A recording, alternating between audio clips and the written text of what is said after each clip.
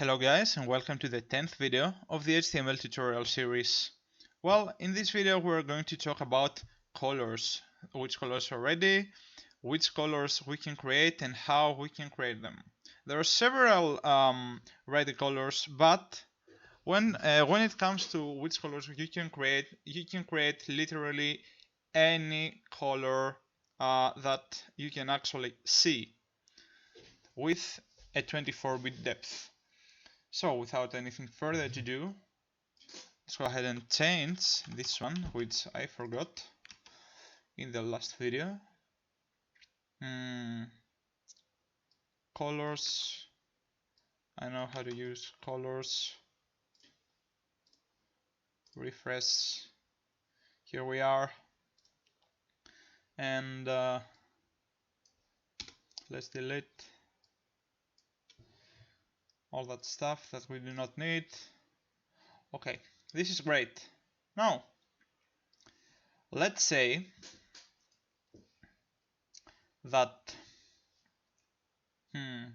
which one should we change? Actually, I'm going to delete all of that and add something new. I'm going to add let's say a heading 1 or a heading 2, and in here I'm going to say this is a color. I'm going to copy that and say this is another color, and let's go ahead and do that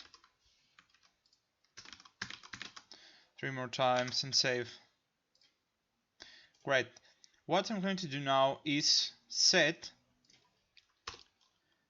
everything in heading 2, all heading 2s, to the white color, which we already know how to do.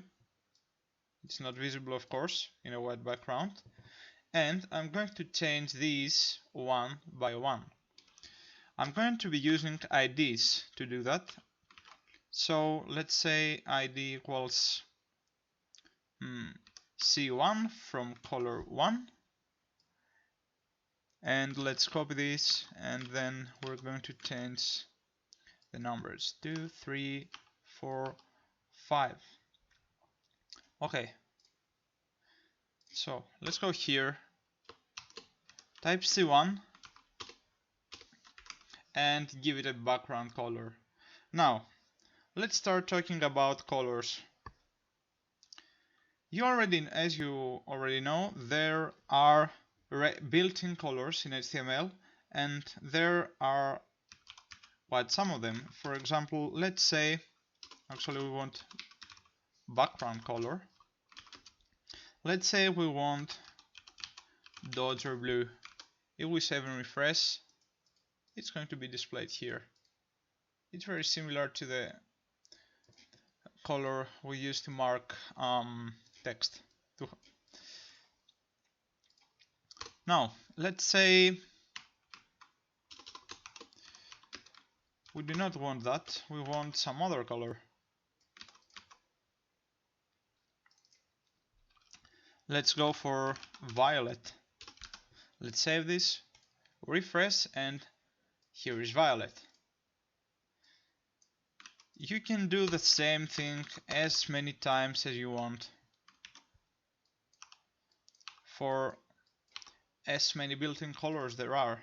For example, tomato or medium sea green. Does this work? Yep, it does. And let's say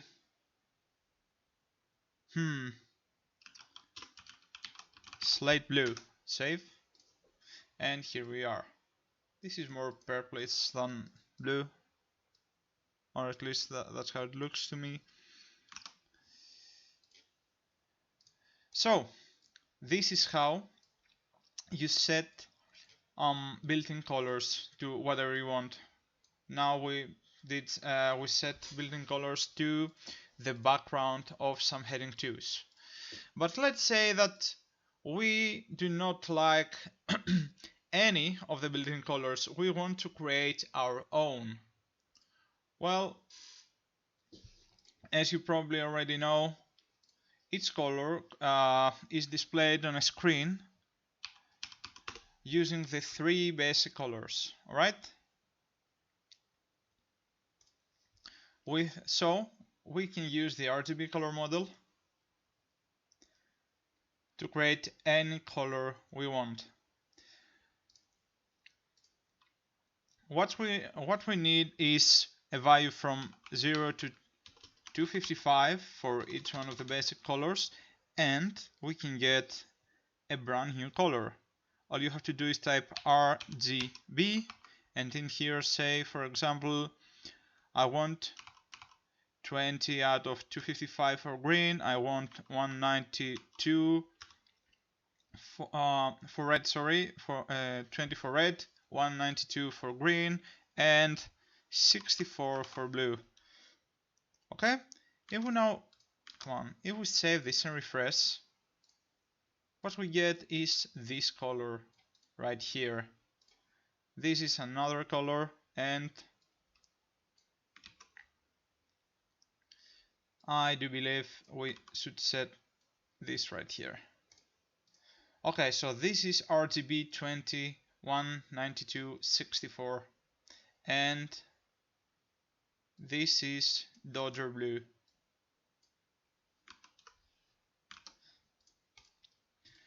Is this the only way to create custom colors? No, there are several more. The most common is not RGB, it is the hex, or for hexadecimal. Well, numbers go from 0 to 9. Is that correct? 0, 1, 2, 3, 4, 5, 6, 7, 8, 9. What if I told you there's not only the decimal system, there are many more? Like, for example, the binary system, which is used in computers, or the hexadecimal system, which is used for colors. So, instead of having 10 numbers, we got 16. Imagine A being a number between 9 and 10. Just like B, C, D, E, F. We got 16 digits instead of 10, alright? So, for example, if, oh come on, not bad. If I want to type the number 12, I would not type 12, I would type 10, 11, 12. I would type C. If I want to type 16, then I would type 10. Because the 15th number in the hexadecimal system is F, and then goes the first again. Okay? So, let me delete this. And go ahead and use a hash. And then, what I'm going to do to get the exact same number is convert the decimal numbers to hexadecimal numbers. Of course, 20 is 1 for the 16th, and 4 after that. That's what it should be. Then we do not use commas, we just stick them together. 192 is like 16 times 10 plus 32 should be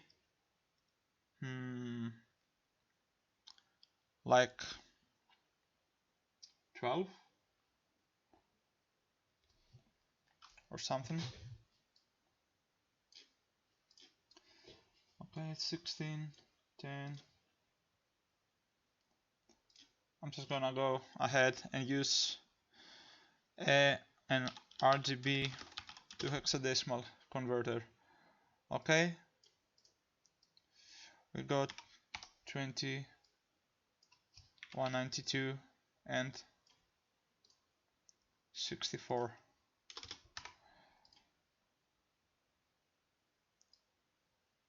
C0, that's what I thought, but I wasn't sure, because C is 12, and 40.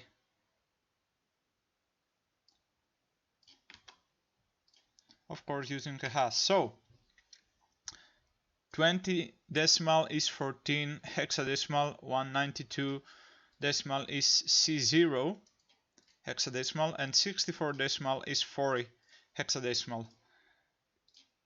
What you do is just put a hash and the hexadecimal number here, save, refresh, and you get the same color. So let me copy that and paste it here. Okay, this can save you a lot of time. Now, what else? These do the exact same job. You give the browser 3 values for each one of the basic colors, red, green, and blue, but you just give them with different numbering systems, and instead of using commas and RGB, you just use a hash. This is why this is more popular. It's faster to type, it's easier to remember, blah blah blah. Okay, now there's a kind of different approach and I'm also going to be using a 6th one as well.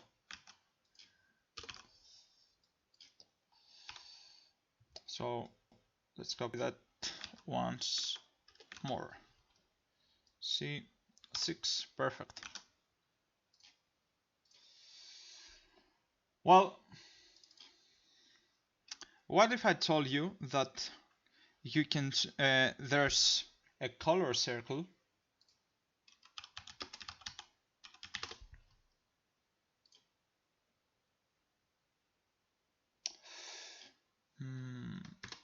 there's a color circle from which you can choose where I want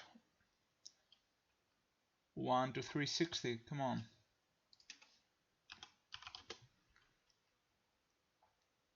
Okay, what if I told you there's a color circle from which you can choose a color from with a 0 from with a number from 0 to 360 to 359 actually, because 360 and 0 are the same thing, and then you can choose the saturation level, how much color you're going to have in, and the lightness of the color, how much white or black you're going to have. Well, what you have to do is type HSL for Hue, which is referring to the color circle, and you need a number from 0, come on, 0 to 360. Let's say we want something bluish purplish. This is 300, 240, so this should be 270. Let's go for 280. Then use a comma, use a saturation from 0 to 100%. Let's say we want it at 77%. And then how light we want to be, from 0 to 100%. Again, let's say we want 69%. We just close the parentheses, save, and refresh. Where has it gone? What? Yeah, I got 0 to 77. I don't have 77. And it thought this should be 0. So, check this out, guys. We got the purplish color. This looks very similar. We told the browser that we did not want that much color. We only wanted 77% of that. And then we said we wanted to be 69% light. Now, if we change that to 10%, it would get much darker. If we did 100%, it would get as light as it could, meaning white. So let's go to 90, for example. So you get my point. Let's go back to what we had, or actually let's say 50% to have it balanced, because 0% is black, 100% is white. Or let's do 67% or something, looks better, and let's do 84 in the saturation. Yep, I like that better. And let's copy that here so that you can see the difference. But let's do 90% and 10%.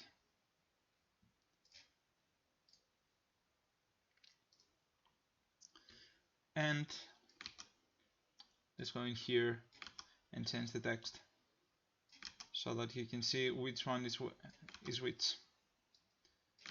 Just copy and paste, save, refresh, and here you are. 280 in the color circle, 280 degrees right here. This is the color, purple. Then how much color you want to have and the lightness. Okay? If I turn this down to 0, it should become gray or something. Let's go for 0 and see if it actually becomes gray. No, it becomes white. What the hell? 10%. Yeah, okay. So let's leave it at 84 and talk about the last two methods you can use. Let's create two more. C7, C8, copy this and paste. 7, 8. Blah blah blah. Okay. What if we wanted to have a transparent background? Okay. You can use the same RGB with a transparency effect. Just add an A after RGB and where is it? Where is it? Yeah, here. Add an A and add a number from 0 to 1. 1 means no transparency and 0 means absolute transparency. For example, if I set it to 0.6, this would be a 40% transparency. You can see this has no transparency, this has 40% transparency. If I set to 0.1, let's say, it would have a 90% transparency, but 0.6 looked kind of fine. This can be really useful while programming, and you can do the exact same thing with HSL. RGBA, HSL-AA is used to add some transparency. Okay. Let me copy this so that you can see. Well, guys, there's just so many things that you can do and try out. You can experiment, you should experiment, you must experiment with colors so that you will have the experience to choose the right color for your website. Okay, so In order to choose a color properly, you should go to a website like this one, for example, htmlcolorcodes.com. Okay, I got it. No, I do not want to advertise on Google. Get HTML, blah blah blah. Okay, here you can come. You can choose the color you want. Let's say I want this color right here, and you're gonna get all the values you need. For example, you want the the hexadecimal value. You copy this and paste it right here. It will work both for capital and lowercase letters. Okay, here we are. You want the RGB value, you copy this right here. You want the HSL value, you copy this right here. Okay, you just double click, right click, copy. You can also add colors to a palette and export it. Save it. Okay guys, that was pretty much it about the colors. I don't think I got anything else to say. I can't remember anything. So what did we learn? There are built-in colors like Dodger Blue, which you can use by their name. You can use an RGB value, a plain RGB value, to create a color of your own.